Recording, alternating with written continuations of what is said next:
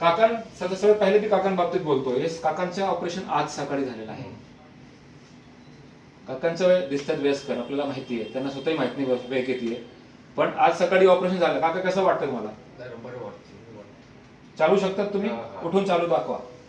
ही आजचे ऑपरेशन आहे मणक्याचे, कमरेचे मणक्याचे ऑपरेशन केलंय. चालू दाखवा बरोबर.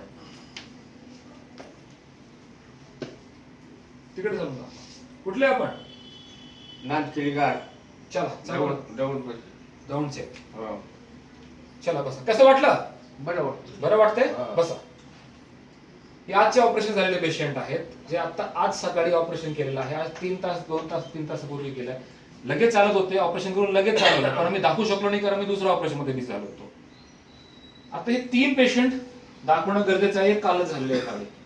एक सकाळी संध्याकाळी तुमचं सकाळी तुमचं झालं, मध्ये तुमचं झालं आणि संध्याकाळी तुमचं झालं. हे तिन्ही कमरेचे पेशंट्स आहेत. ऑपरेशन करून कसं वाटलं? एकदम म्हणजे फ्रेश झाला. ऑपरेशन करून किती मिनिटांनी चालवलं गेलं? लगेच 15-20 मिनिटातच चालू केलं लगेच. आणि जे तक्रार तुम्ही घेऊन आले होते हॉस्पिटलमध्ये आपल्याकडे, ते सगळे क्लिअर झाले का? पूर्ण बंद झाले. तक्रार म्हणजे ते शिराचा प्रॉब्लेम होता. शिराचा प्रॉब्लेम होता.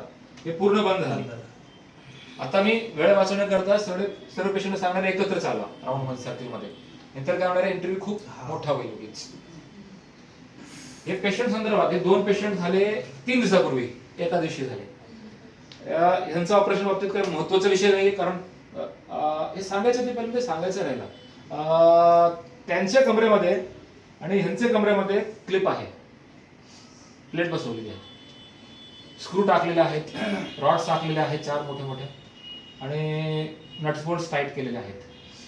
हे दोघांचे, कारण त्यांच्या दोघांचं मणकाही फ्रॅक्चर होतं, सांधा तुटलेला होता. तर म्हणजे यांचं सिंपल ऑपरेशन, काकांचं सिंपल ऑपरेशन, यांचं प्लेटिंगचं ऑपरेशन.